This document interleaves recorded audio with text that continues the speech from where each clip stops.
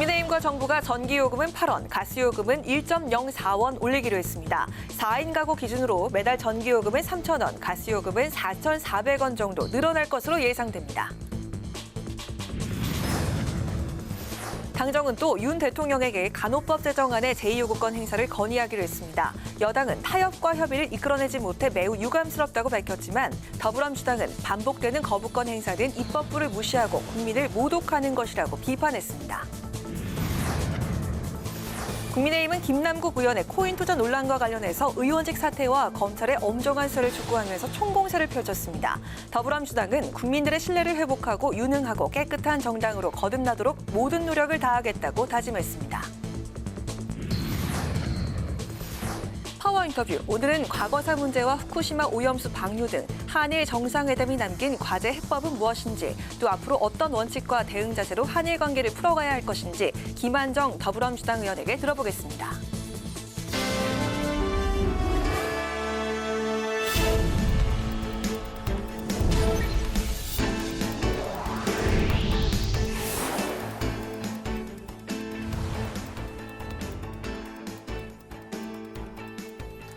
여러분 안녕하십니까? 5월 15일 월요일 국회 라이브 6 시작하겠습니다.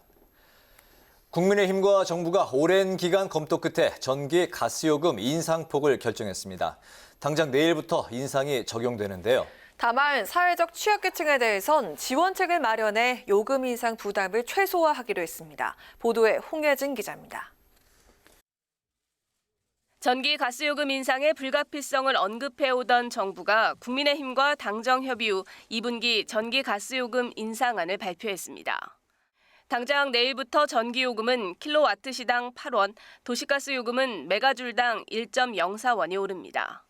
이는 현재 요금의 5.3%가 인상된 것으로 4인 가구를 기준으로 했을 때 전기 가스요금은 7,000원 넘게 오를 것으로 전망됩니다. 전기가스 요금 인상은 이제 더 이상 늦출 수 없는 상황에 이르렀다는 데 당정은 뜻을 모았습니다. 장기간 지속되어 온 코로나와 함께 최근 고금리, 고물가, 고환율의 삼중고를 겪고 있는 국민과 기업에 과도한 기업 부담을 주어서는 안 된다는 원칙을 견지하면서 다만 당정은 요금 인상으로 직격탄을 맞을 취약계층을 위한 지원책도 내놨습니다. 기초생활 수급 생활자, 장애인 등 에너지 취약계층에 대해서는 이번 전기요금 인상분을 경감하여 적용하고 사회 배려 계층에 대해서는 1년간 유예하기로 했으며 이번 요금 인상으로 한전과 가스공사의 경영난엔 숨통이 트일 것으로 보입니다. 하지만 공기업의 방만 경영에 대한 비판의 목소리는 여전한 상황. 앞서 한전과 가스공사는 지난 12일 임직원 임금 인상분 반납 등을 포함한 약 25조 원, 15조 원 규모의 각각의 자구안을 발표했지만 국민의힘은 방만한 공기업이 허리띠를 더 졸라매 국민 부담을 최소화해야 한다고 거듭 지적했습니다. 국회 방송 홍혜진입니다. 양국관리법에 이어서 이번에는 간호법입니다. 국민의힘과 정부가 내일 윤석열 대통령에게 간호법 제정안에 대한 제2요구권, 즉 거부권을 건의하기로 한 건데요.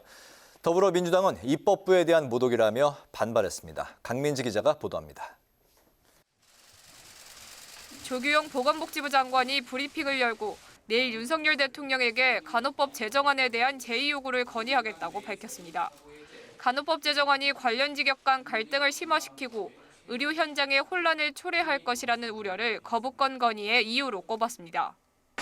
간호법안은 의료 현장에서 직역 간 신뢰와 협업을 깨뜨려 갈등이 확산될 우려가 있습니다. 이 경우 제일 중요한 국민 건강에 심각한 영향을 미치게 될 것입니다. 간호법 제정안을 본회의 표결에 불참했던 국민의힘도 거들었습니다. 간호법은 현재 일원화된 의료 단일 체제를 무너뜨리고 보건 의료인들 사이의 신뢰와 협업을 저해하므로 국민 건강에 부정적인 영향을 끼칠 우려가 큽니다. 반면 입법을 주도했던 더불어민주당은 즉각 반발했습니다. 반복되는 거부권 행사는 입법부를 무시하는 것이자 국민을 모독하는 것이 될 수 있습니다. 이러면 내일 국무회의에서 윤 대통령이 지난 양곡관리법과 마찬가지로 간호법 제정안에도 두 번째 거부권을 행사할 것이란 전망이 나오는 상황. 국회 본회의에서 거듭 간호법 제2요구를 둘러싼 여야 공방이 재연될 가능성이 높아졌습니다. 여기에다 대통령의 거부권을 요구하며 부분 파업을 실시했던 의료연대에 이어 이번엔 간호협회가 총파업을 예고하고 있어 의료계의 직역별 내부 갈등도 확산되고 있습니다. 국회 방송 강민지입니다. 여야는 국회 기획재정위원회 경제재정소위원회에서 재정준칙 도입을 위한 국가재정법 개정안을 다시 논의했지만 여전히 의견 차이를 좁히지 못했습니다. 여당은 국가 채무가 급증하는 상황에서 재정 건전성 회복을 위해서 재정 준칙 도입이 시급하다는 반면 야당은 재정 건전성이 유지되고 있으며 재정 준칙 도입이 당장 필요하지 않다는 입장입니다. 여야는 내일까지 경제재정소위에서 국가재정법 등을 논의하고 합의된 법안에 대해서 오는 22일 전체 회의에서 의결할 예정입니다.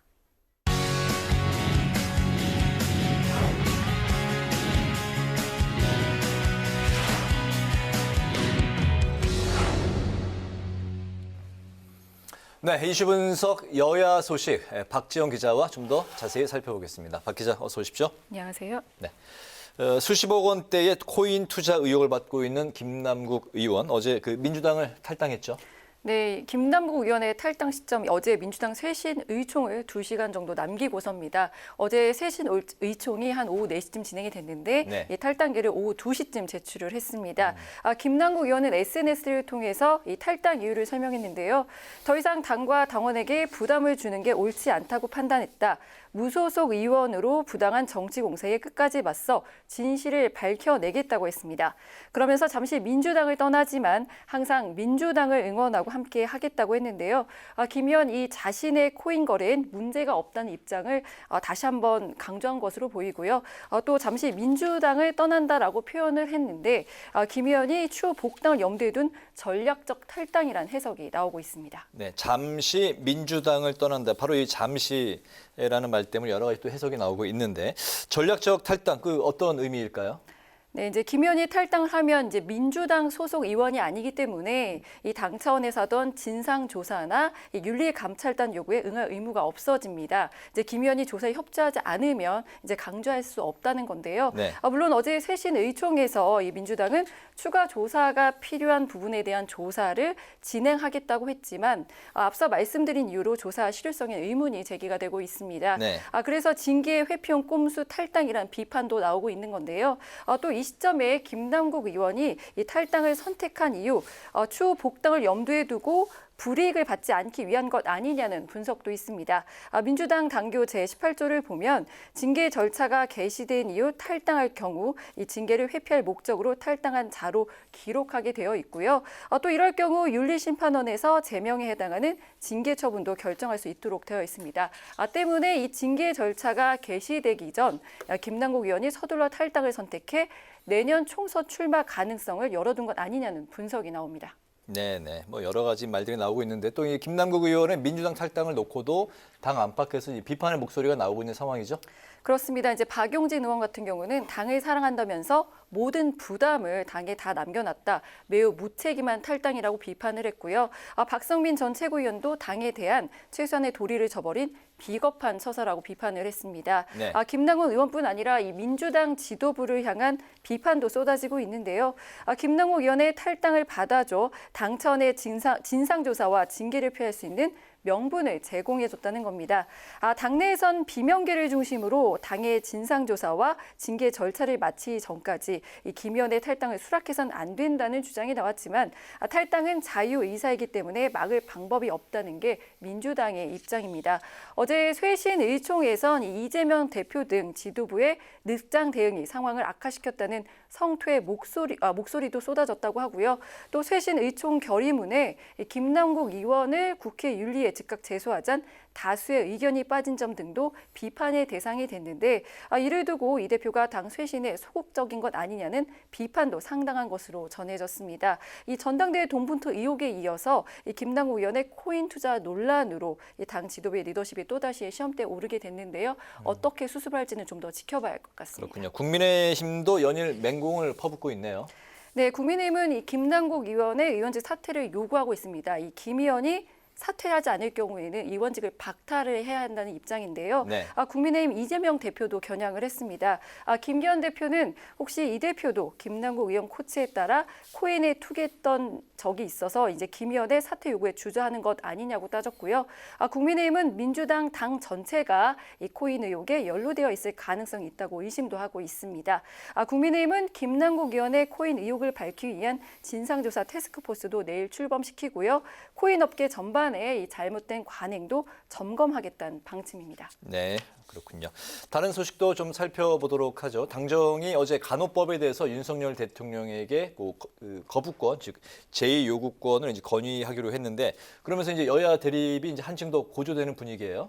네, 내일 이 윤 대통령 주재 국무회의가 예정돼 있습니다. 이제 윤 대통령이 간호법에 대해서 어떤 선택을 할지 이목이 쏠리고 있는데요. 네. 이 간호법 현행 의료법에서 이 간호사 업무 규정을 별도로 분리한 법인데요. 이 간호사 자격, 처우 개선 등의 내용을 담고 있습니다. 이 법의 쟁점은 이 의사 없이 간호사의 단독 개원 가능 여부인데요. 여야 이견을 넘어 이 보건의료 직역 간 충돌하고 있는 사안입니다. 국민의힘은 이 보건의료계 갈등이 뻔한 법을 정부 여당의 책임을 지우고 내년 총선표 계산에만 급급한 민주당의 당리 당략에 따른 것이라고 맹비난했지만 민주당은 윤 대통령이 대선 공약대로 이 간호법을 공포해야 한다고 거듭 촉구했는데요. 여야 목소리 직접 들어보시죠. 네.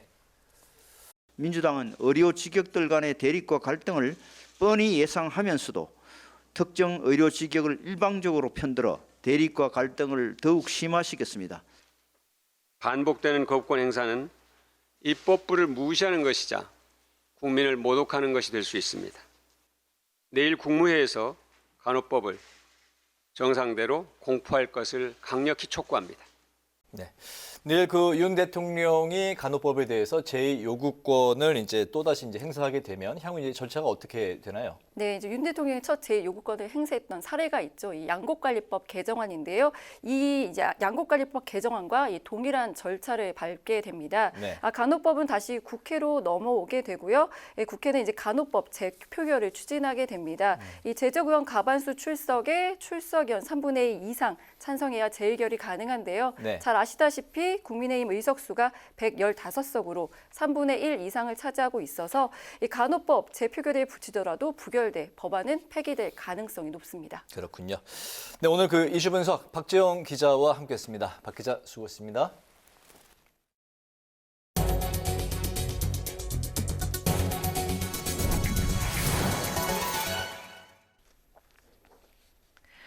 국회 정치개혁특별위원회가 주말에 선거제 개편 방안에 함께 머리를 맞댄 시민참여단의 공론조사 결과를 발표했습니다. 소선거구제와 의원 정수 확대, 비례대표 확대 의견이 공론화 토론 이전보다 높아진 것으로 나타났는데요. 김진표 국회의장은 여야의 올 상반기 중엔 선거제 개편을 마무리해달라고 당부했습니다. 장정현 기자가 보도합니다. 지난 13일 국회방송과 KBS에서 생중계된 공론화 500인 회의에서 시민참여단은 정치권의 선거제 개편 목적과 방향성에 날카로운 질문을 던졌습니다. 현 소선거구제에서 중대선거구제로 전환 시 비례성, 대표성은 보완되지만 상대적으로 책임성은 약화될 것으로 생각됩니다. 제가 투표한 후보가 당선되지 못한다 하더라도 후보와 그 정당에게 더 좋은 정책을 개발하고 더 열심히 하라는 의미의 민의로 반영되었다고 생각합니다. 따라서 저희 질문은 사표가 왜 나쁜 건가요?입니다. 이후 공개된 국회 정개특위의 시민참여단 469명에 대한 공론조사 결과 500인 회의 이후 소선거구제와 의원 정수 확대 또는 유지, 그리고 비례대표 확대에 대한 선호도가 뚜렷해진 것으로 나타났습니다. 특히 비례대표 의원을 더 늘려야 한다는 의견은 500인 회의를 거치기 전보다 거친 후 무려 43%포인트 크게 증가한 70%로 조사됐습니다. 선거구 개편과 관련해선 현행 소선거구제를 꼽은 응답이 56%로 절반을 넘겼습니다. 의원 정수에 대한 여론도 500인 회의 이후 변했습니다. 국회의원 수를 더 늘려야 한다는 답변은 회의 전보다 20%포인트, 현행 유지도 10%포인트 이상 는 반면 더 줄여야 한다는 응답은 30%포인트 가까이 하락했습니다. 현행 선거제도 개편 필요성을 묻는 질문에는 84%가 필요하다고 답해 정치권에 거듭 과제를 던졌고 김진표 국회의장도 여야에 늦어도 올 상반기 중 선거제 개편 최종안을 마련할 것을 촉구했습니다. 여야가 협상으로 최종안을 만드는데 좋은 길잡이가 될 것 같고요. 이 선거제 개편은 내년 4월 총선이 현행 헌법과 선거법의 정신을 잘 지켜내려면 금년 상반기 전에 마무리돼야 합니다. 일단 500인 공론화 회의를 마무리한 정개특위는 오늘 17일 소위를 개최할 예정인데 남인순 정개특위위원장은 이번 공론조사 결과가 정개특위 법안 심사 과정에서 중요한 지표로 활용될 수 있도록 최선을 다하겠다고 밝혔습니다. 국회방송 장정현입니다. 국회 사무처가 선거제 개편의 필요성을 알리고 국민의 관심을 높이기 위해 2030 선거제 개편 쇼츠 영상 공모전을 개최합니다. 이번 공모전은 국민 누구나 참여할 수 있으며 선거제 개편에 대한 대안과 방향 등 본인의 생각을 담은 영상을 30초 내외 쇼츠 동영상으로 제작해서 이메일로 제출하면 됩니다. 접수 기간은 내일부터 오는 25일까지이며 최우수상과 우수상 등에 선정된 영상은 국회 공식 유튜브 채널에 업로드될 예정입니다. 제주특별자치 헌법적 지위 반영을 위한 헌법 개정의 필요성과 방향을 모색하기 위한 토론회가 열렸습니다. 위성곤 의원은 제주의 지역적 특수성에서 기인한 특별자치 지위와 권한을 단단하게 해서 지방 분권의 실질화를 이뤄낼 수 있을 것이라며 강화된 도민 특별자치 주권을 보장하기 위해 노력해야 한다고 강조했습니다. 발제에 나선 홍한식 건국대 교수는 개헌을 통해 헌법적 지위를 확보하기 위해선 제주도를 넘어 국민적 공감과 정치권 전반의 동의를 이끌어내고 법률 개정을 통한 자치권 확대도 함께 추진해야 한다고 제안했습니다. 국방과학기술 소유권의 민간 이전 방안을 논의하는 정책 세미나가 국회에서 열렸습니다. 임병헌 국민의힘 의원은 국방기술의 정부 소유 정책이 우수한 민간 연구기관의 국방 R&D 참여와 방산업계의 부가가치 창출 기회를 제약할 수 있다며 이에 대한 논의가 필요한 시점이라고 밝혔습니다. 한국국방연구원 양영철 연구위원은 연구자가 기술을 소유하는 원칙을 정립하고 기술 데이터 등 유형적 성과는 정부가 관리하는 방안을 모색해야 한다고 강조했습니다. 국회 과학기술정보방송통신위원회가 과학기술정보통신부와 공동으로 주관한 국회 MWC 2030 전시회가 의원회관에서 열렸습니다. 이번 행사는 지난 2월 스페인에서 열린 세계 최대 모바일 기기 박람회에 참가한 국내 기업들의 최신 기술 등을 소개하기 위해서 마련됐으며 내일까지 진행됩니다. 전시회에는 삼성전자 등 대기업들과 솔리드 등 중견 기업이 참가해 도심항공 모빌리티 시뮬레이터, 인공지능, 로봇 등을 선보였습니다. 김진표 국회의장은 개회식에서 인공지능 기술 중심으로 격변하고 있는 ICT 산업 환경에 대응하기 위해 정부와 국회, 기업이 힘을 합쳐 돌파해야 한다고 강조했습니다.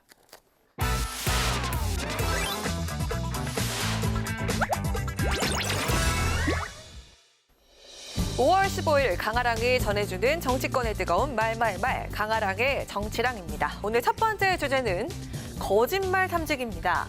가상자산 보유 논란을 일으킨 김남국 의원, 어제 민주당을 탈당했죠. 탈당 이유에 대해서 이렇게 밝혔습니다.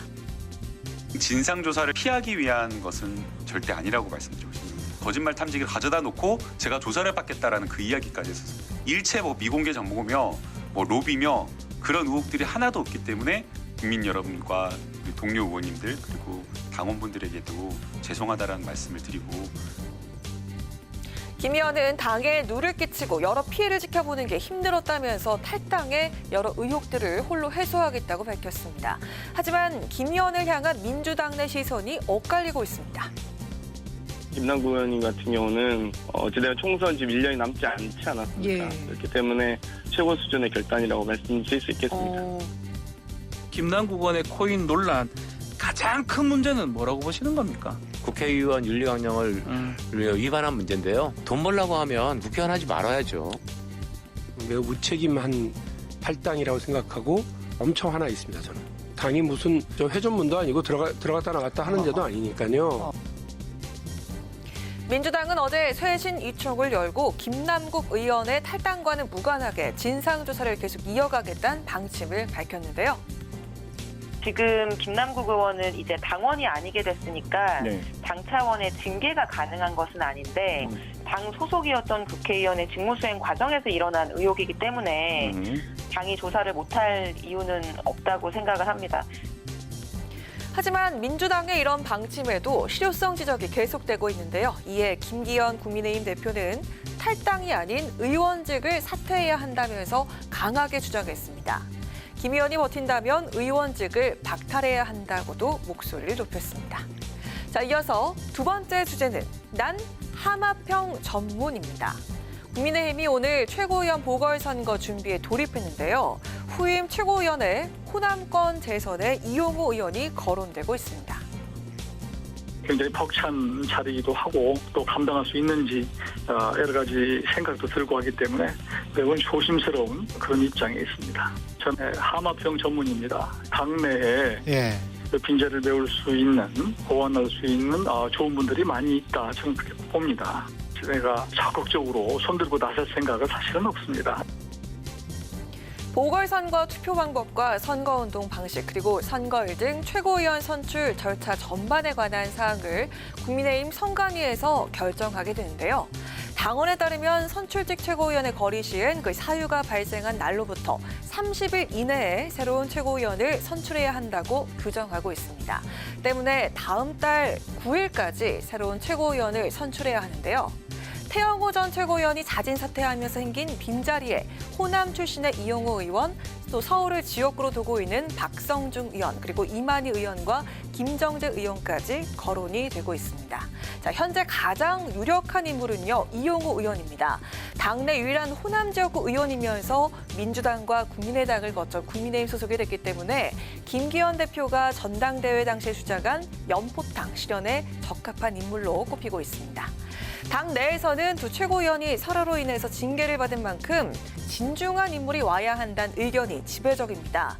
당의 단합을 위한 친윤이나 아니면 연대와 포용, 탕평을 위한 비윤이냐 아니면 영남권 지역구인 김기현 대표와 윤재욱 원내대표를 도울 수도권이나 호남, 충청 출신의 인물이냐 어느 색채 최고위원이 들어설지 관심이 쏠리고 있습니다. 최고위원 재보궐선거는요, 전당대회와 달리 전국 위원들만 투표할 수가 있습니다. 또 경선 방식이 아닌 단수 후보의 찬반 표결로 진행이 될 것으로 보입니다. 단수를 추천해서 신설기 결혼을 채우는 정도로 가는 게 맞지 않겠나 생각합니다. 보궐선거가 지나치게 과열되는 것이 결코 긍정적이지는 않다라는 공감대가 있고 당에 부담을 끼치지 않는 선에서 원내 자발적인 조율 등이 이뤄지지 않을까. 지도부 리스크를 매듭 짓고 당 정상화를 위해 박차를 가하는 국민의힘. 이번 보궐선거를 통해서 김기현 체제 안정화를 구축할 수 있을까요? 지금까지 강아랑의 정치랑이었습니다.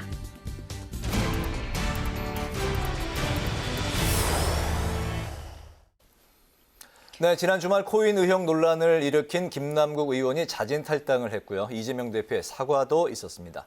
한편 국민의힘은 오늘 선관위를 구성하며 공석이 된 최고위원 보궐선거 준비에 착수했는데요. 관련해서 국민의힘 배윤주 상근 부대변인을 연결해서 관련 이야기를 들어보겠습니다. 안녕하십니까? 반갑습니다. 네, 안녕하세요. 네. 예. 네. 네, 잘 들리시죠? 네, 잘 들립니다. 네. 네. 김남국 의원의 자진 탈당에 대해서 국민의힘은 방탄용 탈당쇼라고 비난하고 나섰는데요. 또 김남국 코인 게이트 TF를 이제 발족을 했습니다. 김남국 의원 코인 의혹을 어떻게 조사할 계획인지 또 국회의원 전수 조사에 대한 입장까지 곁들여서 들어볼까요? 네. 현재 이 사건에 대해서 김남국 의원이 코인 논란 9일 만에 민주당 탈당을 했지 않습니까? 네. 민영배 의원 또 송영길 전 대표의 탈당쇼에 이어 김남국 의원까지 탈당하는 걸 보니 민주당은 탈당이 면죄부를 받는 만능 채택키라고 여기고 국민들을 기만하고 있다는 생각까지 드는데요. 탈당이 사실 면죄부가 되는 것은 아니거든요. 때문에 국민의힘에서는 이 같은 사안에 대해서 명명백백히 좀 밝히고자 김남국 코인 게이트 TF를 발족했는데요. 저희는 이 사안에 대해 김남국 의원 한 사람의 문제일 뿐 아니라 이재명 대표도 이 같은 코인 시세 조작에 적극 가담한 것은 아닐까라는 그런 의혹 또한 좀 가지고 있습니다. 실제로 이재명 대표가 지난 대선 과정에서의 NFT나 또 P2E 관련 발언을 긍정적으로 했고 그 시점에 김남국 의원이 보유한 해당 코인들의 시세가 폭등했었기 때문인데요. 이게 사실 김남국 의원 코인 사태와 맞물려서 좀 생각을 해보면 단순히 김남국 의원에게 이용을 당한 것인지 아니면 알고서도 적극적으로 가담한 것인지 이런 부분들에 있어서 좀 굉장히 좀 애매모호한 지점들이 많이 있다고 보이거든요.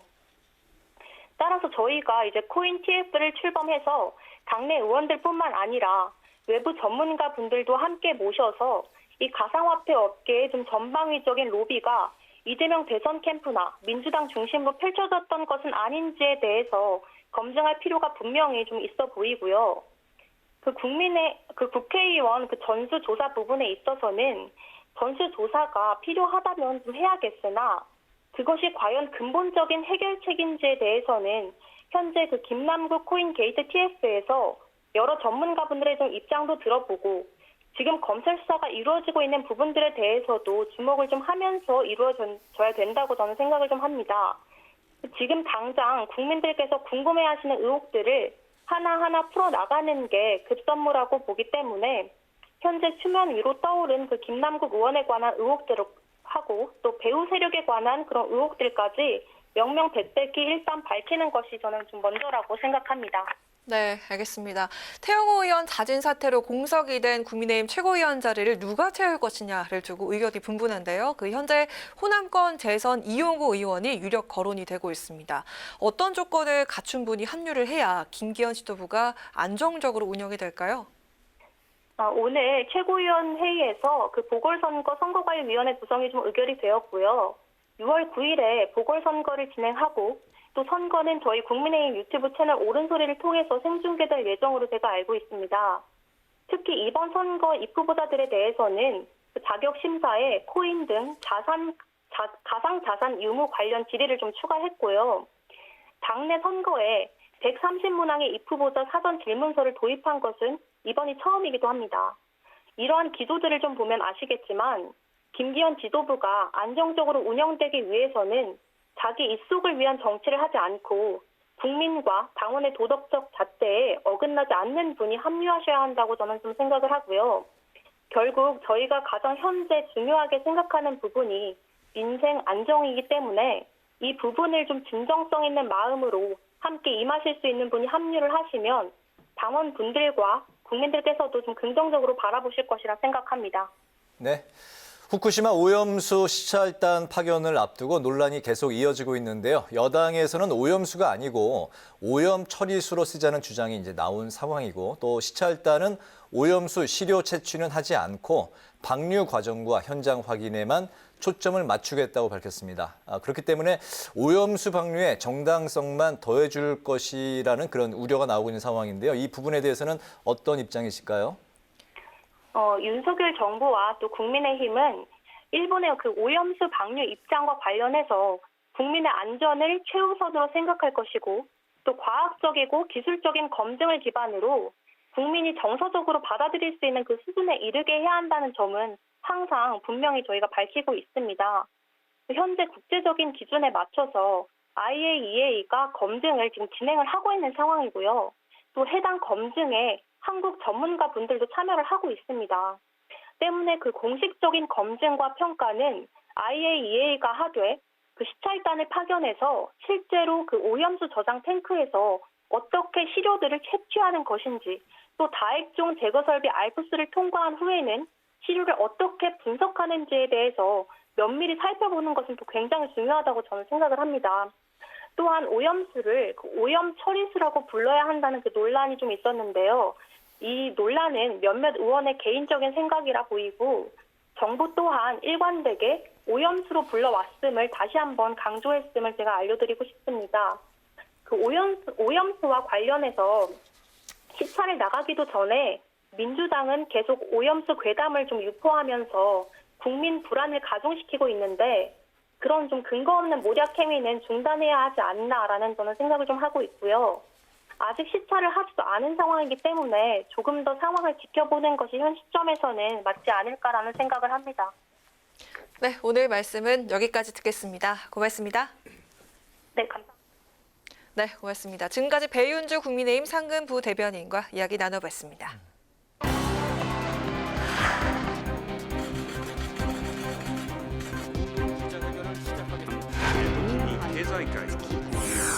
한일 관계 정상화가 본 궤도에 오르게 되었습니다.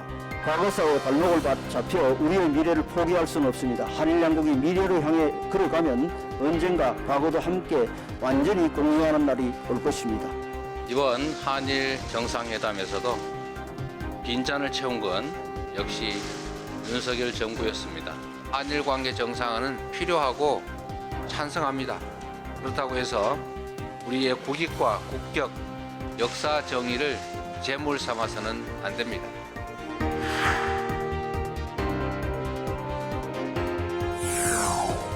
오염수 해양 방류.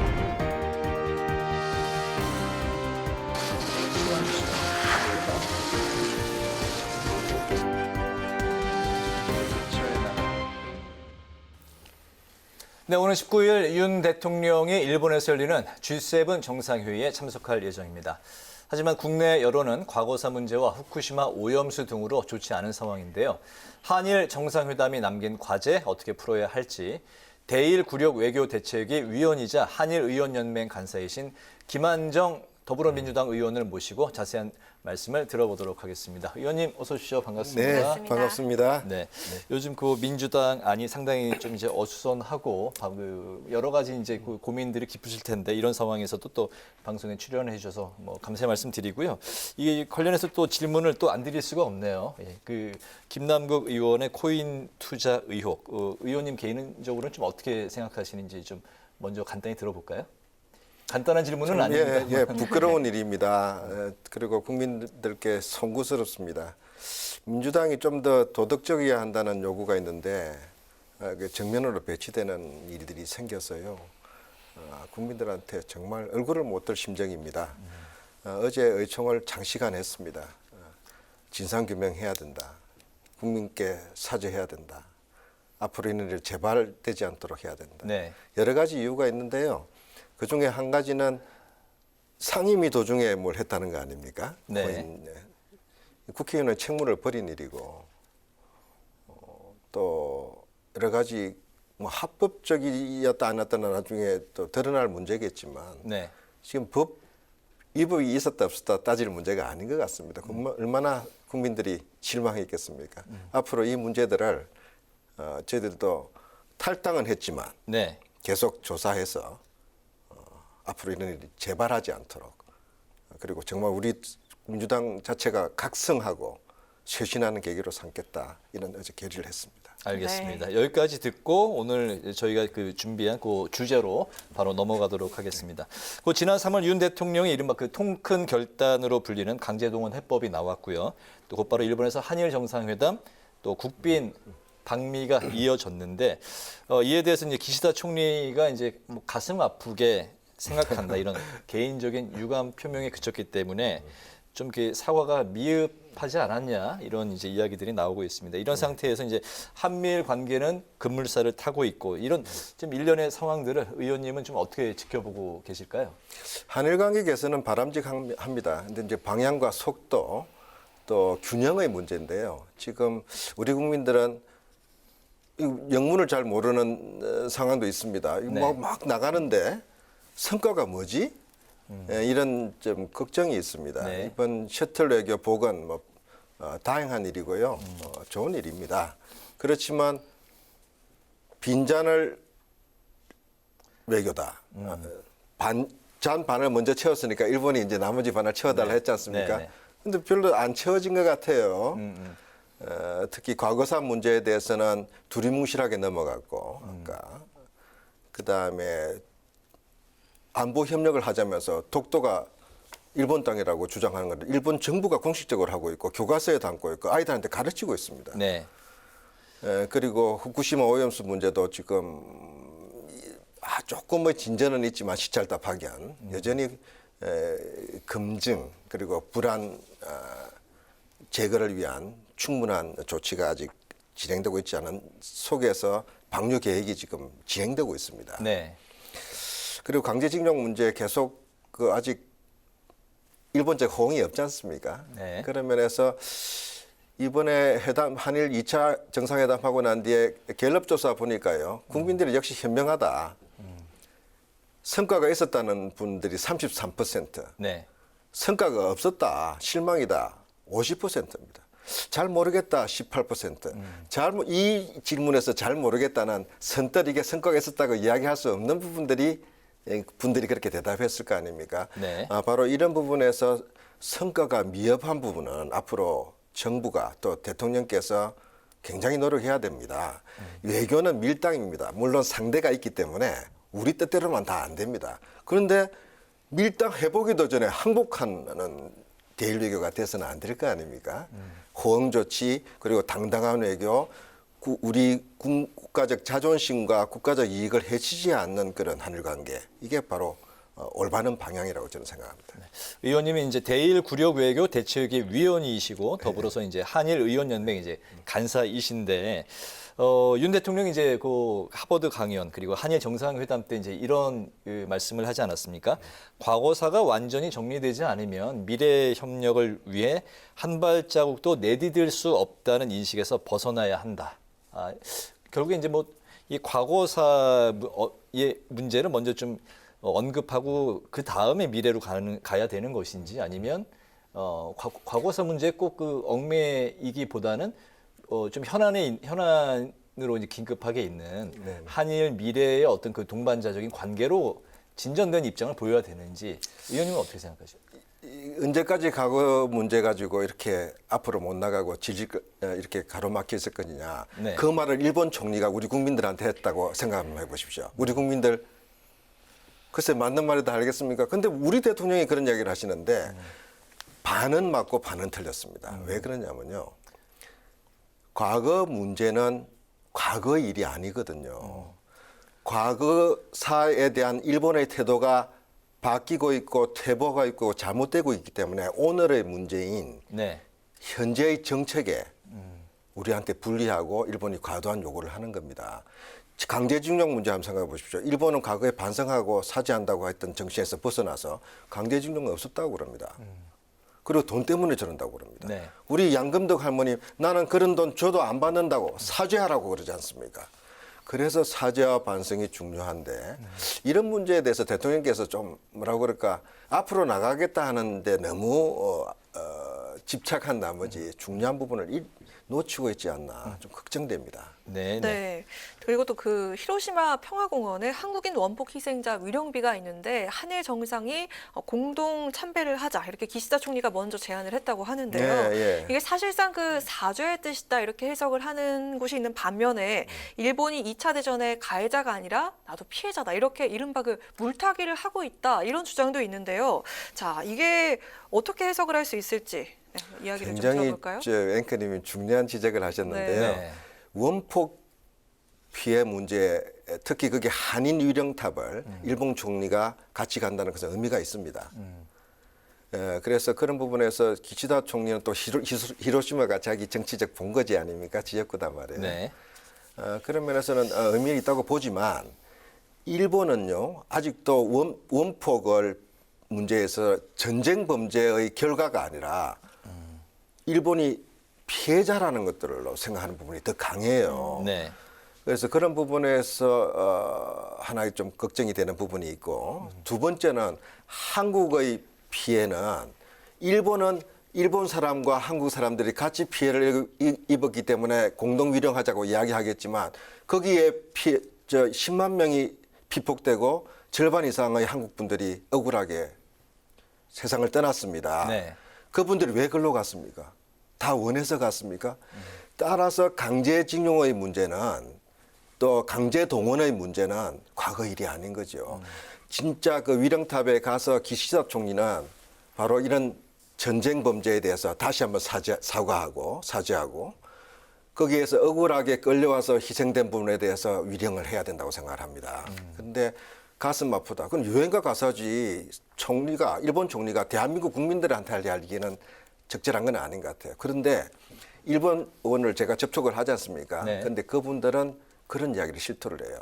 기시다 총리가 아직 입지가 굳지가 않고 기시다 총리는 좀 온건파인데 일본 아베파 등 강경파들이 워낙 강하기 때문에 그 정도 이야기한 것도 기시다 총리는 노력한 거다라는 식으로 이야기를 해요. 뭐 그럴 수도 있겠다. 그렇지만 일본 총리는 아베파든 무슨 파든 간에 일본 대표하고 있고 일본 국민을 대표해서 우리 국민에게 또 우리 대통령에게 이야기를 해야 합니다. 그런 면에서 이게 과거사 언급으로서 무슨 뭐 평가할 만하다 이거는 저는 아직은 아니라고 보고요. 25년 전에 김대중 대통령과 일본 총리 오부치 총리가 만나서 공동 선언을 했습니다. 그때 김대중 우리 정부가 요구했고 일본이 받아들여서 한 사죄가요. 처음으로 일본 정부가 대한민국 국민에게 그걸 정확하게 이야기를 하고 일본 식민지 지배로 인해서 피해를 줬고 큰 잘못을 했는데 사죄와 반성을 한다고 표시를 하고 문서에 남겼어요. 네네. 그래서 의미가 있는 겁니다. 그냥 이렇게 가슴 아프다가 아닙니다. 네네. 근데 지금 그 뒤로 아베 정부 10년 동안에 그건 오부치 이야기고 자기는 다르다고 이야기를 했고 또 더 이상 사과하는 나라 안 만들겠다고 이야기하면서 과연 저 사죄의 정신이 유지되고 있나? 우리 국민들은 지금 의심하는 겁니다. 불신하는 거고 일본도 감추지 않아요. 더 이상 사지 않겠다.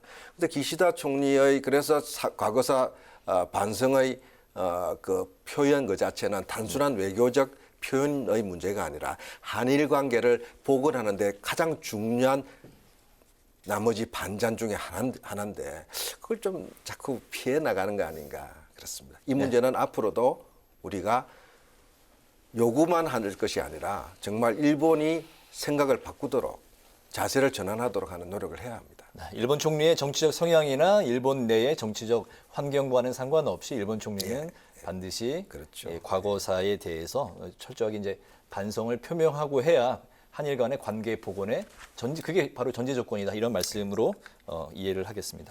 그 후쿠시마 오염수 시찰 계획도 현재 한일 양국 실무단이 나흘 동안의 이제 일정만 이제 짠 상태고 정작 중요한 시찰단의 목적, 접근 시설 이런 거에 대해서는 현재 그 양측이 이제 줄다리기 중인 상황인데 우리 측은 검증에 가까운 활동이다. 그 이름은 시찰단이지만 하지만 일본의 입장은 그 시각이 아주 그 상반되게 다릅니다. 일본은 안전성 확인이나 평가는 없다. 즉 우리의 입장과는 정반대로 검증이 아니라는 이런 입장인 것 같습니다. 한일 간은 이런 시각차 어떻게 바라보고 계실까요? 저는 우리 정부가 지금 검증에 가까운 시찰이다 하는 이야기는요. 빈말이라고 생각합니다. 결국 빈손으로 돌아올 것입니다. 일본이 보여주지 않는 곳을 우리가 볼 수가 없습니다. 네. 일본이 제공하지 않는 데이터를 검증할 수가 없습니다. 오염수 채취를 못하게 하겠다는 거 아닙니까? IAEA에서 하고 있는데 왜 당신한테 하냐 하는 게 일본 태도입니다. 그리고 우리가 일본이 좋은 시설을 가지고 잘 처리해서 하는 걸 보여주겠다는 겁니다. 네. 그런데 거기 가서 어떤 검증이 가능하겠습니다. 우리는 검증을 요구해야 합니다. 왜 우리가 검증을 IAEA와 별도의 검증을 요구해야 되냐면 우리는 바로 인접국이고 직접적인 피해 예상국이기 때문에 그렇습니다. 그리고 일본이 정말 우리 국민들에게 안심하도록 하겠다라는 자세가 맞다면은 왜 검증을 못하게 합니까? 북한이 핵 의도 없다 이제 더 이상 핵 개발 안 하겠다고 IAEA 사찰단이 가면은 보여줘야 되는데 안 보여줬지 않습니까? 그래서 불신이 쌓였고 그 뒤로 제대로 진행이 안 됐습니다. 북한의 태도하고 지금 일본 태도하고 냉정히 말해서 크게 차이 없습니다. 그래서 이번 정부 20명 뭐 간다 하더라도 결국은 제대로 못 보고 오고 아주 답답한 심정으로 돌아오게 될 겁니다. 결국 그건 일본은 우리는 해줄 거 다 해줬고 보여줄 거 다 보여줬고 시찰도 했다 하는 이야기를 하고 나갈 때 우리 정부는 무슨 이야기 할 겁니까 그대로. 결국에 뭐 일본 측의 정당성만 부여한 그런 시찰단이 될 거다라는 말씀이신 거죠? 저는 상당히 이걸 우려의 심정으로 보고 있습니다. 네, 그럼 그 시찰단 역할에 대해서 좀 이야기를 해볼까 하는데 다음 단계가 아무래도 그 후쿠시마 수산물에 대한 수입 요구가 되지 않을까 싶습니다. 근데 그 대통령실에서는 후쿠시마산 수산물이 국내에 들어올 일은 절대 없다. 이렇게 못을 박았는데요. 시찰단 방문이 오히려 그 오염수 방류의 명분만 쌓아주게 되는 그런 결과가 나오지 않을까 하는데 우리 정부가 어떤 점들을 명확히 하면 좋을까요? 지금 정부 여당도 우리 어민들의 반발, 수산업계의 그 위기감을 알고 있기 때문에 함부로 뭐 일본이 요구한다고 네. 들어주지는 않을 겁니다. 아마는. 근데 저도 잘 모르겠어요. 하도 먼저 이렇게 막 뭐 밀당도 하기 전에 다 갖다 주니까. 그런데 이 지금 왜 일본 기시다 총리가 이렇게 원래 7월 정도로 예상했는데 2달이나 땡겨서 상당히 좀 급하게 왔거든요. 일본은 일본 나름대로 절박함이 있습니다. 이미 방류를 결정해 놨습니다. 올 상반기 내에 IAEA 결론만 나오면 바로 방류 시작하겠다는 겁니다. 한번 시작하고 나면은 기정사실화되기 때문에 그다음부터는 그냥 버티기로 가겠다는 거거든요. 한국이 제일 걱정인 거예요. 한국 반발이. 그다음에 태평양 도서국가들이 반발하고 있습니다. G7 회의가 곧 있지 않습니까? G7 회의에서 한국이 후쿠시마 들고 나오고 예를 들자면은 도서국가 또 업적으로 같이 올 건데 문제 제기가 되는 것은 일본을 극구 그거를 원치 않습니다.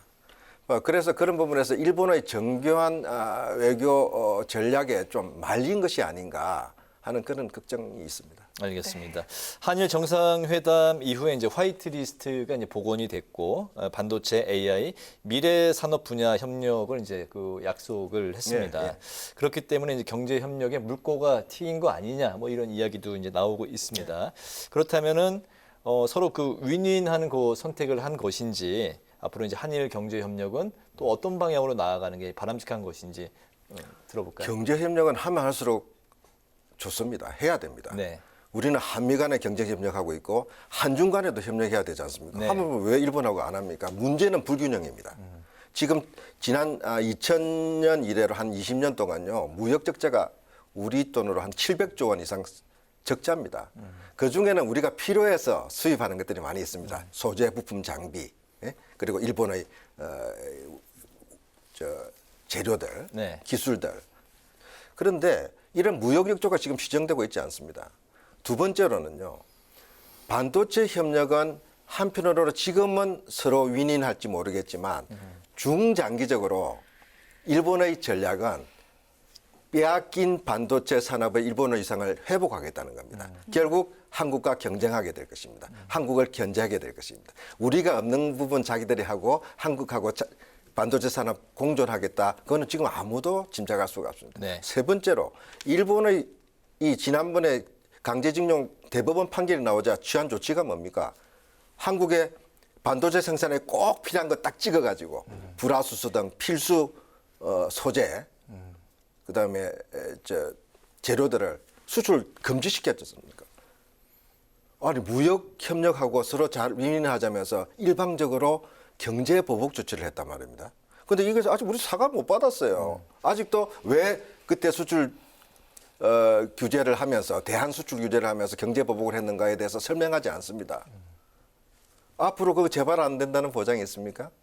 그래서 모든 경제 협력은 마찬가지입니다. 우리가 우리의 전략 속에서 해야 되는 겁니다. 일본한테 끌려가는 협력이 돼서는 안 됩니다. 지금 우리 기업들도 좀 조심스러운 것 같아요. 지금 삼성 정도 오늘 보도 보니까 한 3천억 원 정도 이쪽에 반도체 설비에서 3천억 원은 사실은 한번 간보는 겁니다. 어떻게 될지. 그것도 이제 핵심 생산 과정이 아니고 후공정, 패키징 쪽인데 뭐 좀 해나가야죠. 해나가야 되는데 우리가 하면 할수록 미치는 장사. 이제 안 해야 됩니다. 우리가 일본한테 그렇게 이제 만만하게 또 예속되어 있는 경제도 아니고요. 많은 부분에 일본하고 경쟁했습니다. 자동차 산업이 그렇습니다. 이제 도요타 우리 한국 자동차 이제 주요 경쟁자로 상대하고 있지 않습니까? 우리가 잘해야 됩니다. 네, 그 한일 정상회담 결과 점수로 매기면 몇 대 몇일지는 모르겠으나 지난 주말에 그 한일 의원 친선 축구 경기가 있었는데 우리나라 의원들이 또 이겼더라고요. 네, 앞으로 그 의원 합동총회와 김대중 오부치 선언 그 25주년 세미나 등 한일 의원 간의 교류가 정말 활발히 이어질 예정입니다. 의원님께서는 그 한일 의원연맹 상임 간사를 맡고 계시거든요. 근데 이 한일 의회 교류라는 이 공간을 통해서 한일 문제를 좀 풀 수 있는 공간 으로 활용할 수 있지 않을까요? 저도 그렇게 생각하고 지금까지 노력을 해왔는데요. 이 한일 의원연맹은 우리 한국의 여야 또 일본도 여야가 있는데요. 일본은 여야가 별로 없어요. 한 목소리인데 우리는 좀 생각이 다릅니다.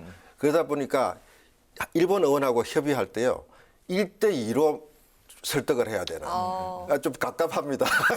저는 우리의 자긍심 또 자존심도 살려가면서 대등한 외교를 해야 된다 생각하는데 물론 우리 여당 의원도 안 그런 건 아니지만 그리고 축구 해야 됩니다. 자주 가고 자주 만나야 됩니다. 우리 관광도 가고요. 일본 유학생도 한국에 오고 그거 반대하는 사람 아무도 없습니다. 문제는 정치입니다. 외교입니다. 국익입니다. 그래서 한일 관계는 가깝고도 멀다고 그러잖아요.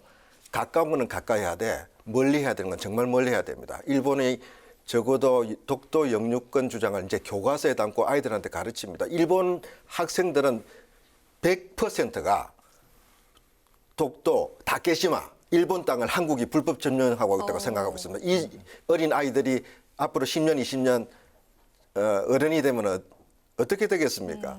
그래서 우리가 이 교과서 문제, 독도 문제는 그냥 무시해도 되는 문제가 아닌 거죠, 이제.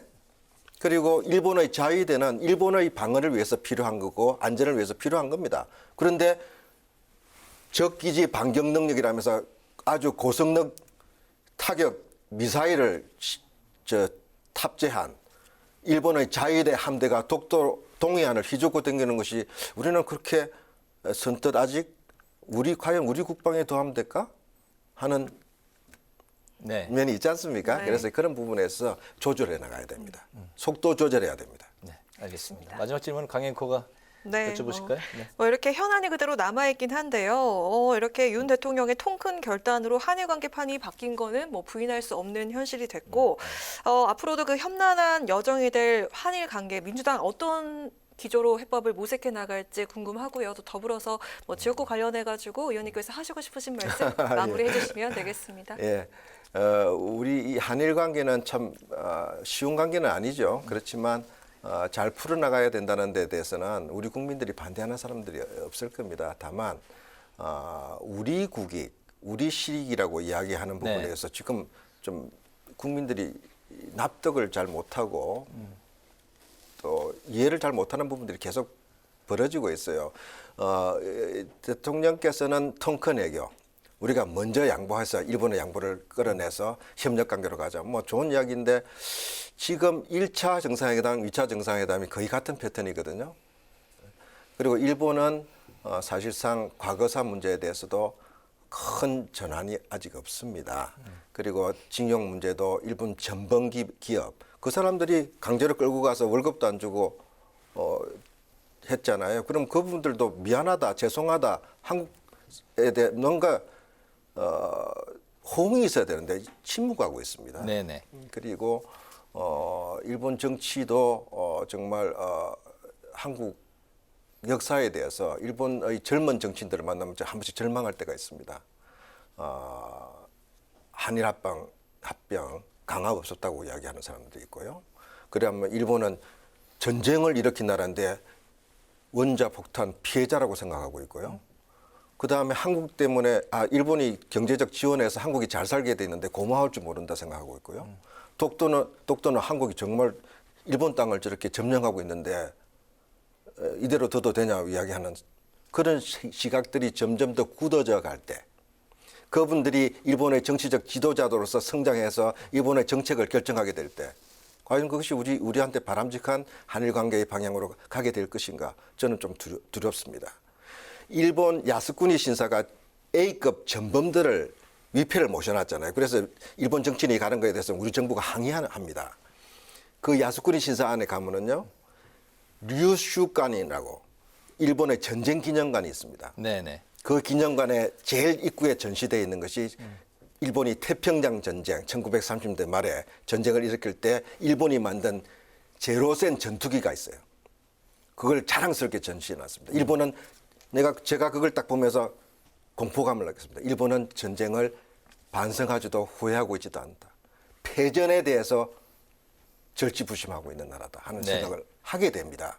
그래서 그런 부분에서 우리가 한일 관계를 개선시키고 협력의 노력을 하되 그런 일본이 갖고 있는 특수성, 긴장감 그리고 과거사 문제에 대해서는 우리도 경계심을 풀어서는 안 된다. 알겠습니다.